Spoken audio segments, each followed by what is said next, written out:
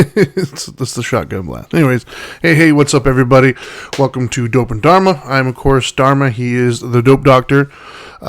We are together, Dope and Dharma, and today, or right now, is Dharma Time, where we talk about spirituality, things of that nature, happiness, and boy, do we have a doozy today. First things first, we do help put people in treatment, and we have a foundation. He is the founder. I am the president. It's called the Now Matters More Foundation, and we do have an event coming up on April 11th, right? Make sure I got that right. My brain's I'm a little slow in the uptake at the moment, but that's okay. April 11th, golf tournament. You can go to nowgolftournament.org if you'd like to sign up, if you want to sponsor, or you can just go to nowmattersmore.org and donate if you just want to do that. So, pretty excited about that. It's a first time in a new place. It's called Red Tail, I think? Red Tail. Yeah, Red Tail. Hey, Eric. Hey, Amy. Matter of fact, I think Eric is going to be playing there. He's one of the cops. Anyways, so let's get started, man. Not to be outdone, when you did your welcome back video, like it was a couple months ago. It was such an emotional thing that I was like, damn, you know what? I need one of those. So, so here's my welcome back video. For those of you who don't know or don't follow us on social media, if you only listen to the podcast, then you were not aware of a post I made, and I only made it on my Facebook, I believe. That's on a week ago today. I was in the ambulance going to the hospital. So it all started like a week prior, give or take a couple days. I was having chest pains, shortness of breath, heart was going crazy, running like a million miles a minute, and it didn't feel right.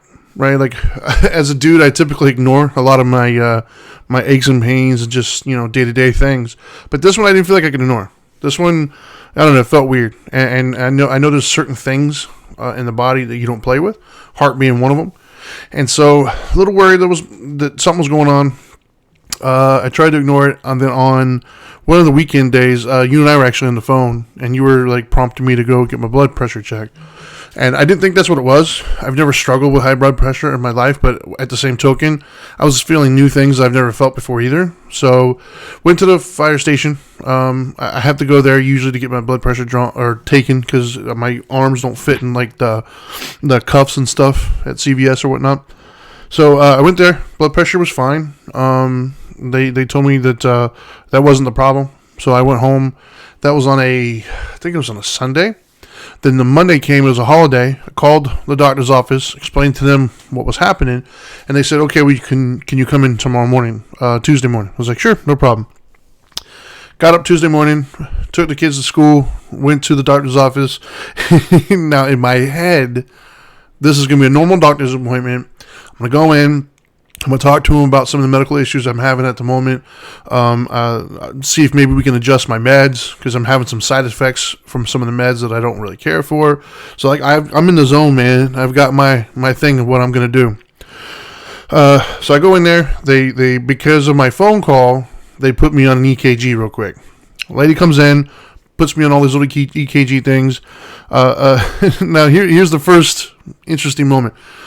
Based upon the doctor's office and even the hospital, I love the medical and the healthcare workers, but y'all aren't good actors. They say, they say very calmly normal things. But if you're paying attention, you can see they move with a different purpose when something is important, right? Like if you're paying attention, like, you can tell, I hear you, but I'm watching something different. So she steps outside the office for a second, comes back in and says, okay, let me get these off you. The doctor will be here in a second. I was like, oh, okay. Thinking everything's normal. Doc, a mutual friend of ours, Doc Hoffman, comes in and I start in with my agenda. I start in telling him, hey, this is the issues. This is what I'm thinking. And the whole time I'm talking to him, we've known him long enough where I can tell there's something on his mind. Like he's trying to say something, but he's being respectful and let me talk first. And so seeing that, I stop. I'm like, you look like you got something to say. And he basically, he cut straight to the point. He just says, hey, you have atrial fibrillation. He handed me the EKG. I didn't know what I was looking at. I just a bunch of squiggly lines. And he explained in a very brief sense what atrial fibrillation was and what's going on. And then he's like, you got to go to the hospital, like right now. And I was like, okay, all right, well. And then I started asking, I couldn't drive myself. I said, well, my wife literally works at the hospital around the corner. My mother is retired. Like, she can come by. He's like, no. Like, right now, I've already called them. They're on their way. They should be here any minute. And he said basically that he couldn't trust that I would be able to arrive safely to the hospital because I could lose consciousness at literally any moment. Sorry, I'm a little out of breath. So, literally at any moment, I could lose consciousness. And, when you're driving, that's considered a bad thing. And so, getting to the ambulance, that was the first picture I posted. They came to come get me. Apparently, my heart rate was well over 220 at this point. And in my head, I know it's serious, but I'm still not. I don't think it's registering how serious it is. And so I get into the ambulance, and the guys that are there, same thing. They're talking to me, and they're all looking at me weird. And apparently, it turns out they were all expecting me to not be as chill as I was and as talkative as I was. They were all looking at me like, this isn't supposed to be happening right now. This guy's supposed to be, in a really bad state. And asked me a bunch of questions. And the same thing, they're being calm, but they're all moving with a lot of purpose. Like, they're being cool, but they're very serious, and they're moving with a certain speed to their actions. Apparently, we get to the hospital. There's a room there that's meant for triage. It's like a really big room compared to the other ones, just in case somebody comes in with really bad things and they can all come in. Well, they put me in that room. They moved the guy out of that room and put me in based upon the numbers that they were sent. So they too were taking this very seriously. They were like, wait a minute, this isn't good. So I get into the hospital room. They sit me down, start asking questions. They start hooking me up to heart monitors and things of that nature. And they're at this point worried about heart attacks and strokes because the numbers are not sustainable for a human to be that high. And my wife shows up. We're talking. They start pumping me full of like some meds to try to bring my heart rate down. Well, apparently I'm sensitive, right? I've said it here before. I can't take like narcotics, for instance. Most people can take them and be fine. I can't take them, not because of addiction issues, but I can't take them because I get violently ill. Like I throw up and things of that nature. So my body just doesn't do well with certain medications. Well, I apparently didn't do well with the medications that they gave me to lower my heart rate because it also bottomed out my blood pressure, right? And so this is probably like one of the scariest moments I think I've ever had, right? I was explaining to you the other day on the phone, Louis. So I've done like things on sport bikes and racing stunts and things of that nature. Had a lot of really close calls and near-death experiences, but they never really impacted me much, mainly because I was in control, and so I felt like it was a conscious decision that I was making, and so I was fine with it, right? Well, in this particular instance, it was not of my own decision-making, and it scared the hell out of me. So I'm sitting here, and because I'm in this special like triage room, there's no call button on the bed. And so my wife, thinking that I'm stable, decides to go and grab some food because at this point I haven't eaten. We don't know how long we're going to be there. So she's like, all right, I'm going to go grab some food real quick. I'll be right back. She's not gone, I don't know, maybe 10 minutes. And so I'm looking around. The door that I'm in, of the room that I'm in, is slightly ajar, right? Like it's not shut, but it's not open. There's like a little crack. Excuse me. And so I'm sitting there, and I start to feel weird. I start to feel kind of lightheaded, a little dizzy. I'm getting real clammy. I'm sweating, and there's obvious something is not good right now. Something's very wrong. And I'm looking around, and I don't have a call button. So I started looking at the window, and there's nobody passing by. And this is where the panicky starts to fit in because I'm like, I think I'm dying right now, right? Aside from the physical whatever, my own knowledge of the heart, that's one of the muscles you really don't want to mess around with. So I'm thinking heart attacks, strokes, and things of that nature. And yes, being in the hospital is the best place to be. If you're struggling with things, if they're there, right? If you can have access to the people. So the fact that there's nobody in the room and I can't call, I looked out the window, so I start yelling, like, hey, hello, like I'm trying to get somebody's attention because I'm feeling the situation take a turn for the worse. Like every second it's getting worse than it was the second before.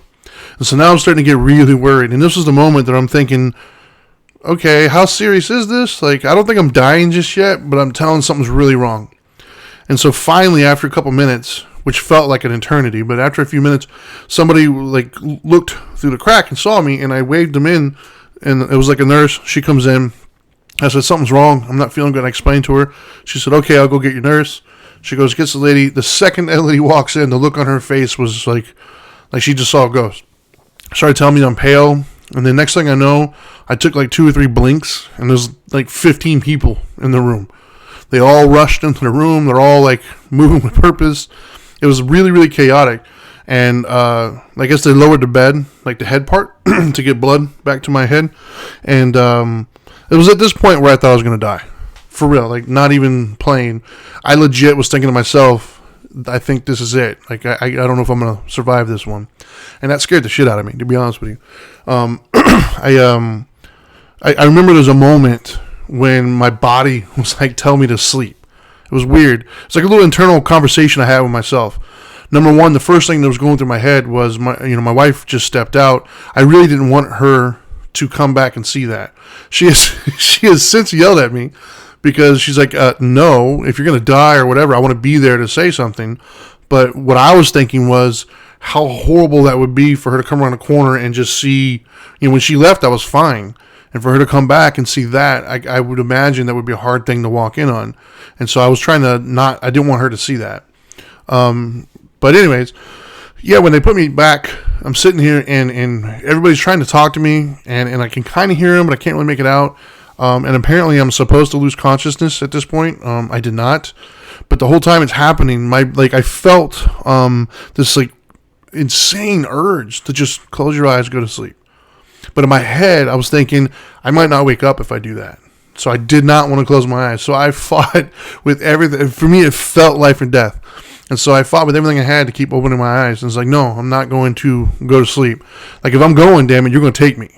You know what I mean? Like, I'm not going, you're going to have to take me today.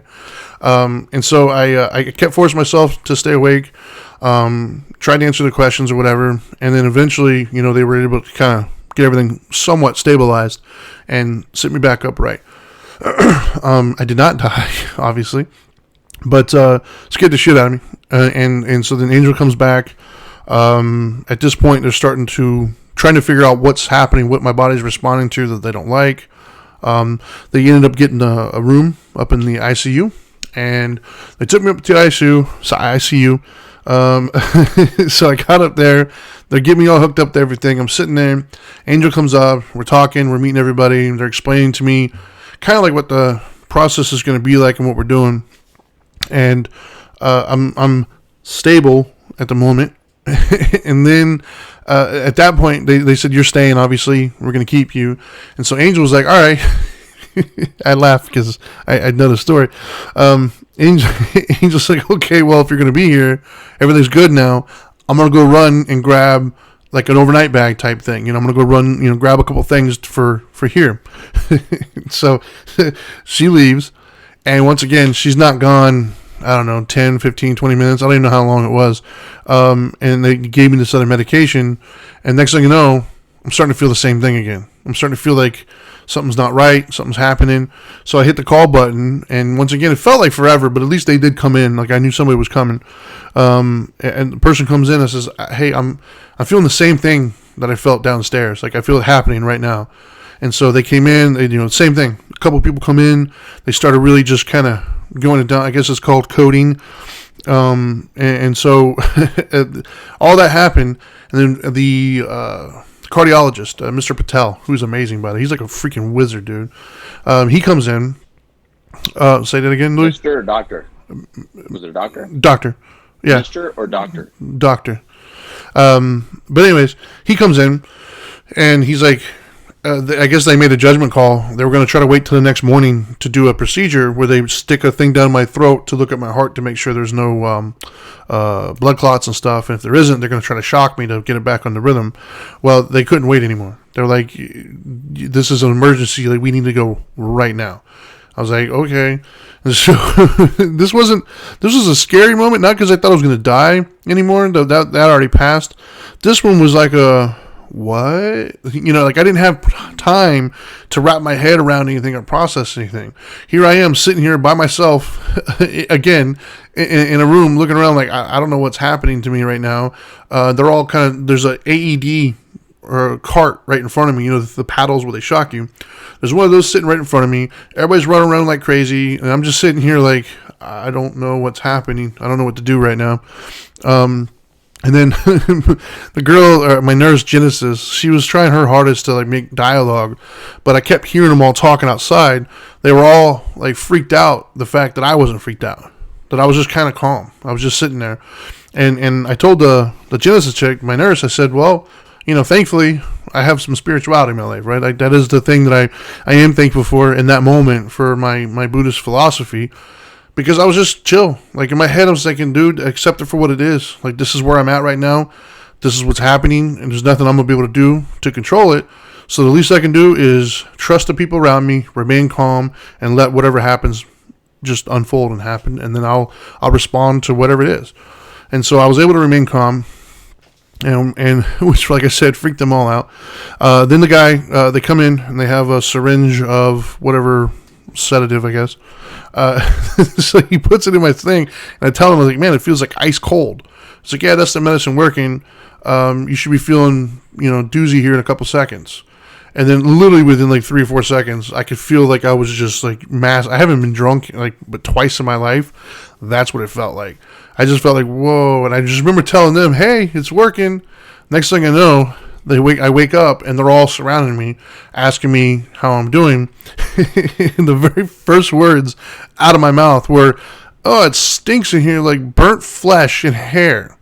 Well, that's because, I don't know if you can see it or not, the paddles that they had when they have one on your chest and one on your back, I believe. So apparently, I don't know if it went through it or if maybe it wasn't completely on. I don't know. But when they hit the 200 joules of electricity through my body, apparently it hit my skin and burnt. I guess I'm going to have a scar there now. So when I woke up, that's what I was smelling, was my own flesh burning and my hair burning.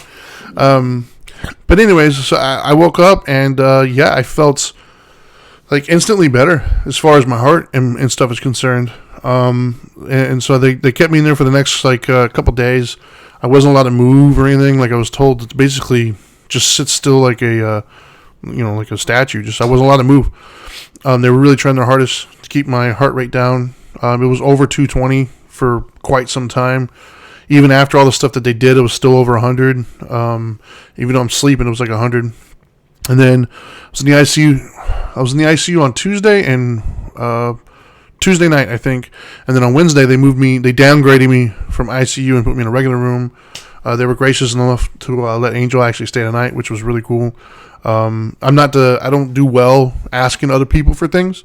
And so it was much more comfortable having Angel staying there because I feel more comfortable asking her to do something than some nurse. Even though that's what they get paid to do and they're totally understanding, it's a me thing.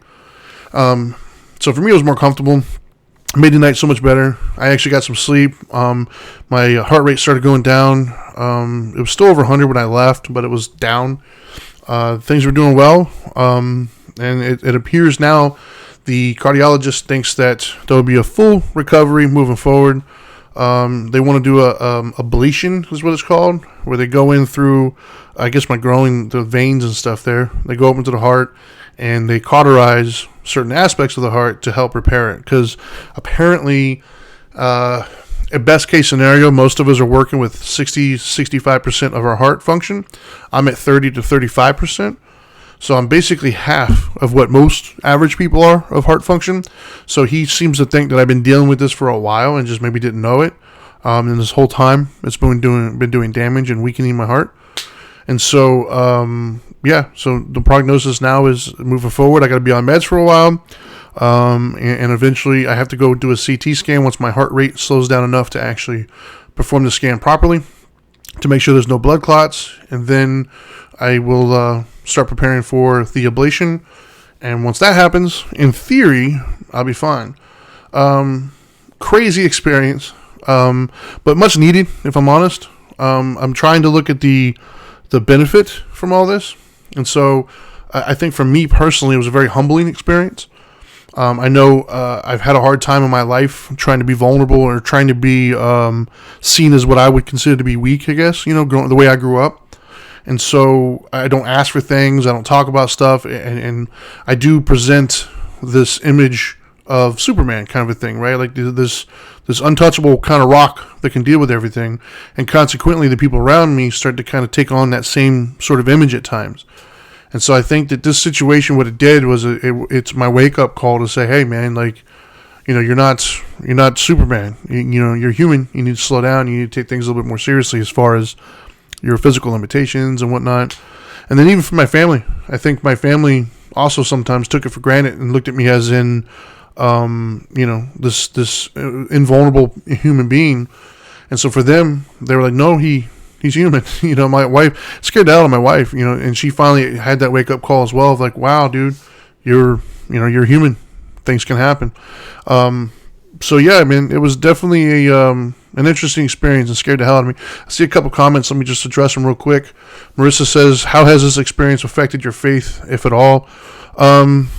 It's an interesting question, actually. I don't really have a faith. Like, I'm not a religious individual. I would consider myself an atheist Buddhist. I respect religion and what it does for many people. For me personally, I just never put a lot of faith in it. In this particular situation, if I'm honest, they always say when you're on your deathbed, I didn't. Like, it never even crossed my mind, never occurred to me. The only thing that crossed my mind was A, I don't want to die, and B, I didn't want an angel to walk in on it. Those are really the only two things that I remember coming across my own head. I can't speak for everybody else in those situations, but for me, no, it never really occurred to me. If anything, it brought me closer to my own spiritual practice in the sense of, I like the fact that I was able to remain calm and trust into the process while I was there. Like, I didn't freak out. I like that part. So I want to dive deeper into my spiritual practice and that. And I think that, 15 years ago, I might not have responded the same way. But so I'm thankful for the progress that I've made in my spiritual journey in my life. And I see now even more clearly than ever the benefit of spirituality in your life and how important it truly, truly is. Then Julie says, love you, friend. Love you too, girl. AJ says, I know you're going to make it. Just eat healthy, go for a walk in the woods and enjoy it. It's too hot for that, bro, but I hear you. But anyways, yeah, man, I think that's it in a nutshell right now. So I've been home for a few days. First and foremost, let me say thank you to everybody who's been commenting and there were so many. I couldn't keep up with them. And Louis knows this very well. When I got home, I was put under this, you couldn't do anything. They were like, don't raise your heart rate, don't do anything. So I literally, kind of like he did, I avoided social media. I really didn't do anything. I tried to scroll through and look at some of the comments, but it was hard to even talk because when I was talking, my heart rate would go up.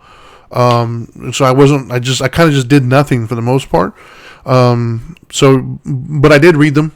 I saw every single one of them. I read them all. Thank you so much for everybody. I tried to respond to the personal messages I got the best I could. I tried, but I do thank you, and I'm trying to get back on the grind. I did the joke of the day today, guys. I did the joke, and it's a good one. It's a good joke. It has to do with the medical stuff. But yeah, that's it in a nutshell, man. Just taking my meds now and trying to slowly get back into the grind of things. I do think it was crazy. The running joke now with my wife is, you can't leave me, I'll die. Because every time she would leave, I almost died. So, and for her, I can't imagine, the guilt and the whatever she felt when she left. Because, I know my mom and my wife both talked about the idea. They were empathizing with the idea that you're thinking you might die, but you're by yourself in a room. There's nobody around, which I get. But thankfully, I'm at a point in my life where that wasn't as stressful as it might have been for other people, or as much as they think it was. If anything, to be honest with you, man, as a dude, I was actually glad she wasn't there, because I think I would have broke down more had my wife been there. It was easier for me to stay calm and stronger without her being there, if that makes sense. Just because it's my wife, I'm so used to being vulnerable around her. It would have been harder to remain, focused, I guess, had she been there.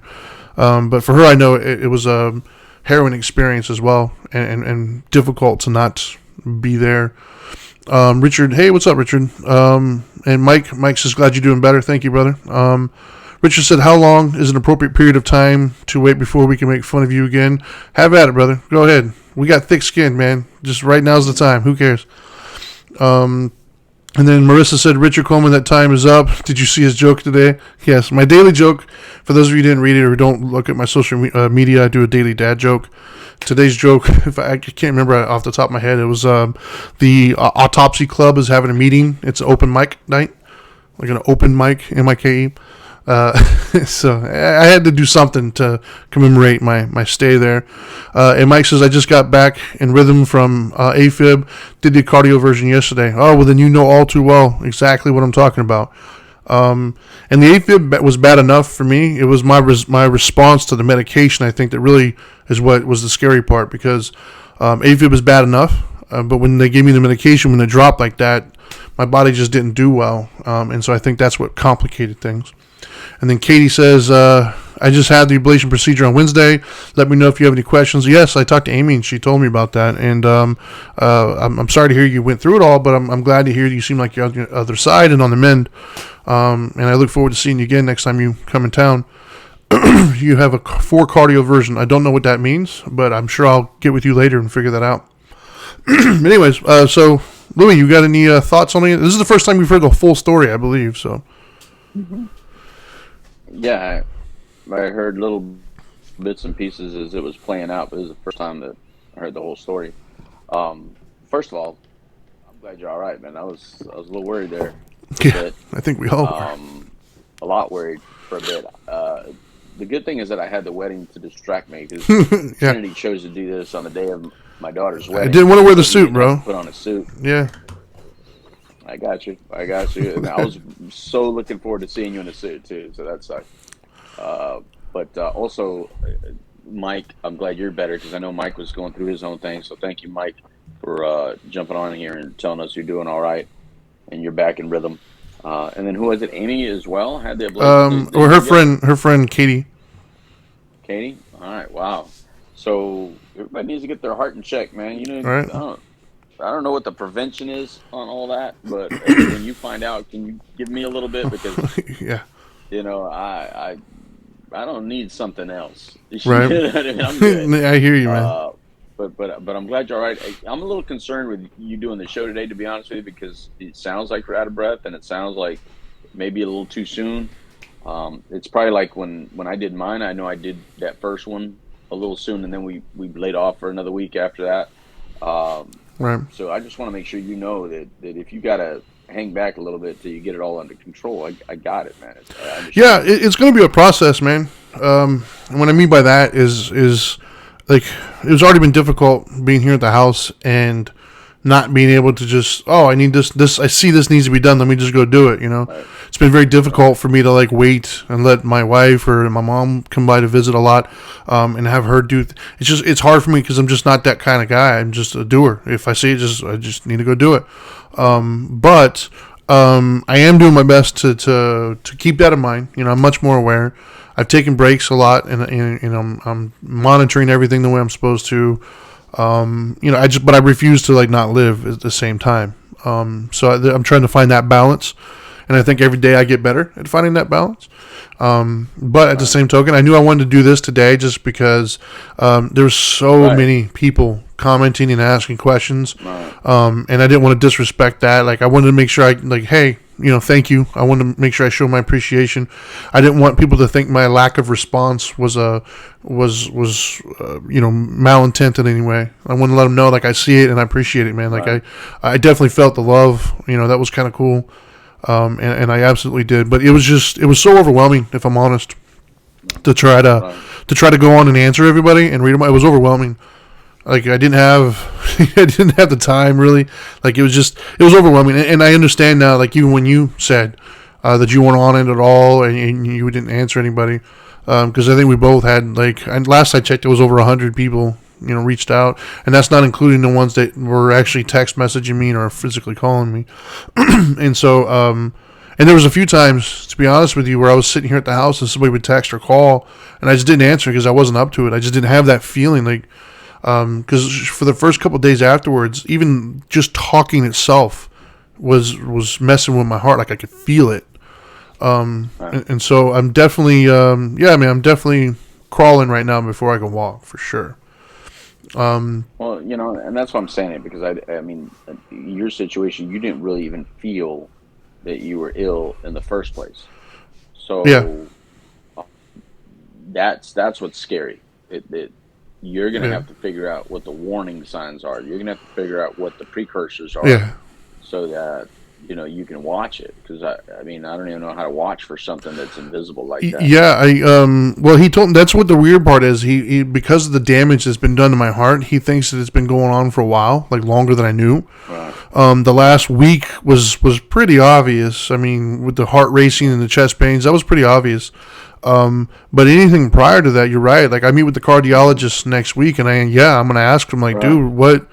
dude, what should I be looking for on a day-to-day basis that Right. this doesn't happen again? Because Right. that's my part of my issue was just, I'm the dude, like I was raised in an area, went up in Montana, even, ranchers and stuff, with the kind of people that, like, it's extreme, obviously it's a joke, but that would be working in the shop and like cut their finger off and just, put it in their pocket and keep going. That kind of mentality is what I was raised with. And so, if it's not something like major that takes me off my ass, then I just push through it and deal with it later.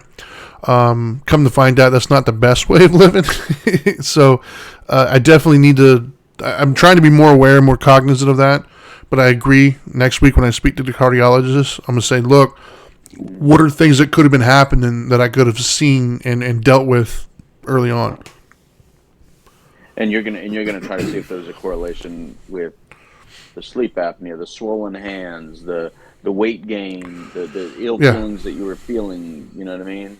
Are you Yeah, I've already looked into some of it. See if all those things are correlated. I've actually looked into some of it, and yeah, a lot of the issues that I was having seems like it would have been. It definitely correlates. Now I don't know about causation, and that's what I need to talk to him about. But there's definitely correlation with some of the issues I was having, especially when I was trying to go back into the gym and I was getting like insane cramps. That kind of makes sense when you're not getting the blood flow that you're supposed to, that your muscles would cramp. So that's the other potential benefit from all this, is, nobody had any answers. I went to so many doctors, and none of them had any answers as to why, I ballooned 90-some pounds in less than a year's time, and it doesn't come off no matter what. My blood sugar went out of whack, and all it just plethora of stuff that happened in like a year and a half's time. Nobody had any questions. I went to tons of doctors and had all these tests done, and nobody knew. But now none of them also found this.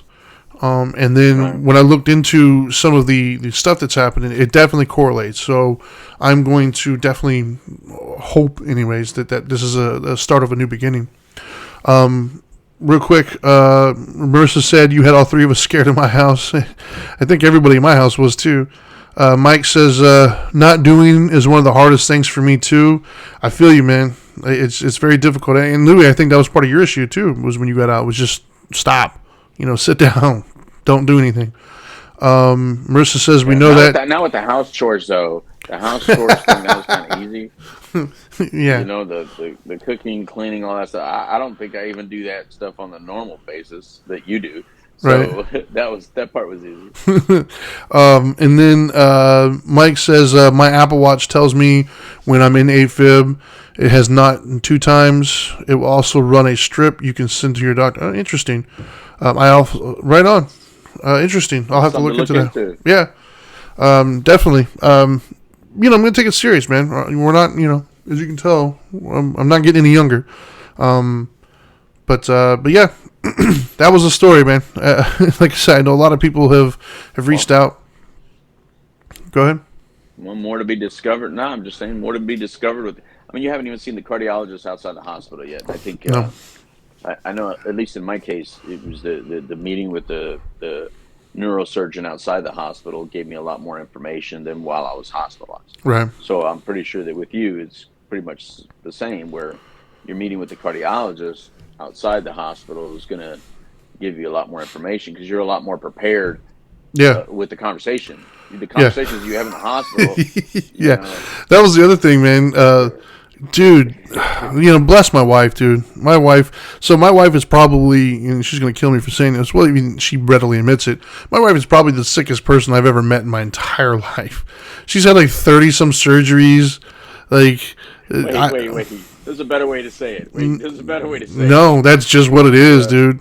The sickest person. She is, man. Like if you can think of it, she's like had it, man. It's ridiculous. How about she's Glass? She's the superhero Glass. Well, she doesn't break it. Well, no, correct. When I first met her, she called me up and told me she broke her foot. And I was like, well, what were you doing? She says, just walking. I was like, you don't break your foot from. She broke her foot from walking. Like, that's my wife, dude. But that's just to say that she's so good at this stuff. I'm not. That was my first hospital stay ever. Like, I've never been in a hospital like overnight until this. I'm relatively healthy my entire life, man. Like, I have been that big oak tree out in the woods that just nothing hurts. And so it was really, really overwhelming when they're coming in and they're spitting names of medications. They're talking. I'm like, man, I don't know what you're saying right now. But my wife was right there the whole time. They were coming back in, and she's like, "Oh, well, he's on this and he's on that." I'm like, "How did you even pick that up?" Like, I didn't. When they were talking to me, I was just like, what?" Even now, man, like, I can't figure out my meds, dude. Like, she's putting them all out for me. I don't know. There's so many, and it's just ridiculous.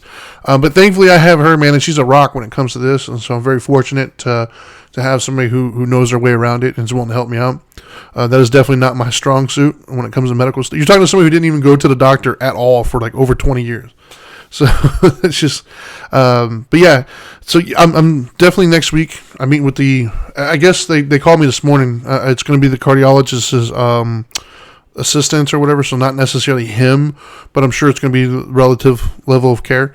And so, yeah, I'm fully prepared to get a lot more information and a lot more. I think it's going to start happening quick because I know that they wanted me to get a CT scan to look for no blood clots, but they couldn't do it because my heart rate was too high. So if my heart rate is low enough, I got to imagine they're going to want to get me in there like ASAP because blood clots, I don't know a ton of them. I just know they kill and they cause strokes. They're a bad thing. So I got to assume they're going to want to move on that pretty quickly. And yeah, definitely staying on the meds and stuff. But yeah, you're right in the sense of it's overwhelming, dude, when they start talking. Because first, I'm still trying to wrap my head around everything that's happened over the last like 24 hours. And then they're coming in at like 8 o'clock, 9 o'clock in the morning and just hitting you with all this medical jargon and all these things. And I'm just like, I don't know what you just said. Like, I'm a pretty smart dude and I can keep up, but I have no clue what you just told me. I have no clue. So yes, I'm hoping, and my wife is going with me as well, next week. So I'm hoping to have a much clearer picture as to what's going to happen moving forward. But to just to touch again on what Marissa asked earlier about the faith and stuff. I think prior to this incident, I was very much super pro spirituality, whatever that is for you. For some people it's religion, for some people it's not. Like, whatever that is for you. I was already pro that. Like, I already saw the benefit in my own life as far as how. Sorry, you're joining again? What happened? Oh, it kicked you off. Anyways, I was already pro spirituality in my own life based upon the growth that I've seen it make from a younger man to where I'm at now. But this just further just cemented it as far as I'm concerned. Spirituality is the key, man. It really is. In life, we're all trying to be happy. We're all on that same journey, and we have different ideas on how to get to that happiness. And nobody's necessarily right or wrong. It's kind of just, your own individual plan and how you go at it. But if spirituality is not a tool in your toolbox, you're probably not going to get there. You need to incorporate spirituality into your life, and whatever that looks like to you. If you're a religious individual, it's pretty easy. Whatever religion you're in, just dive deeper into it and commit to it. If you're not a religious individual, this is what I would encourage you to do, because I was not a religious individual, still not, and so I made the mistake of combining spirituality with religion, and they're not the same as far as I'm concerned right now. And what I mean by that is I shunned away from any tradition, if you will, right? Because of the religious bug, if you will. And when I finally kind of broke down and looked into it, I started realizing, first of all, there's benefits to all of them. Even if you don't follow the scripture, if you don't follow everything, they're all kind of saying the same thing for the most part. So you can get something out of it. But I encourage you to keep looking. Keep looking to find whatever your spirituality is. Like, don't turn off from anything because of your own preconceived notions of what it may or may not be. It's extremely helpful. It is. It helps keep you of sound mind, and it helps keep you focused. Like for me, that's what kept me calm. It's what kept me kind of from freaking out. It's what kept me from the middle of the process of where I legit thinking I'm dying, of not freaking out, and not doing anything, of just allowing things to happen. It was the spirituality in me. It was my the work that I put into my practice of the Buddhist philosophy for me, that kept me sane, if you will. Real quick, Richard said, did you get the vaccine? I did. I got them last year sometime, I think. I don't think that they're related. The thing that with the vaccine that most people have gotten is myocardio something. That's not what I was dealing with. I don't see the correlation, but that's not to say there isn't one. But it just feels like a stretch to combine those two. I'm not anti or pro vaccine. I think it's an individual choice everybody has to make. Marissa says, I would break my foot from walking too. Nice.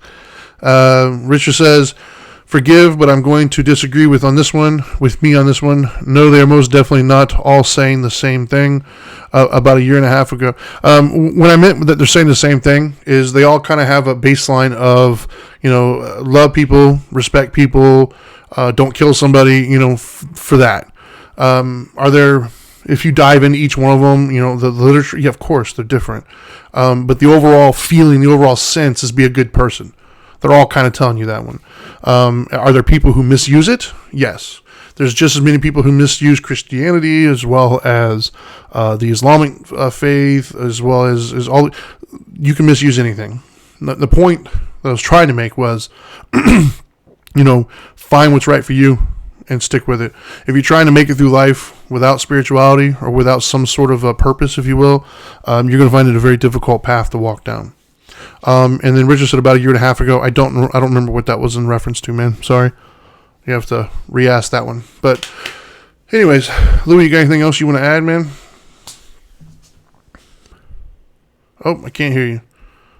No, your voice, you're gone. We're having those audio issues.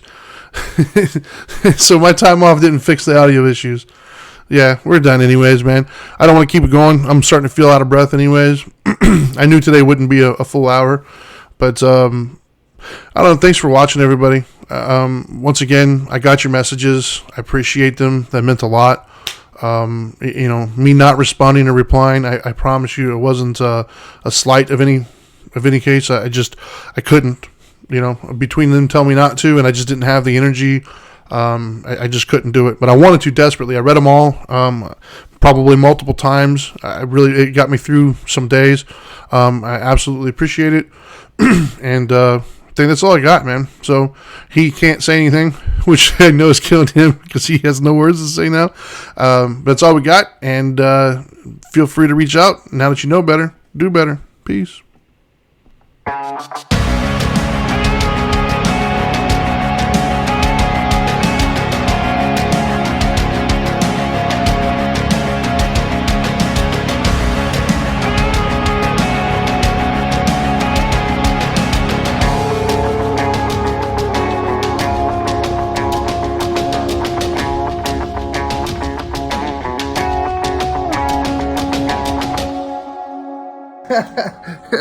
Are you still here? What are you doing? I told you, go do better.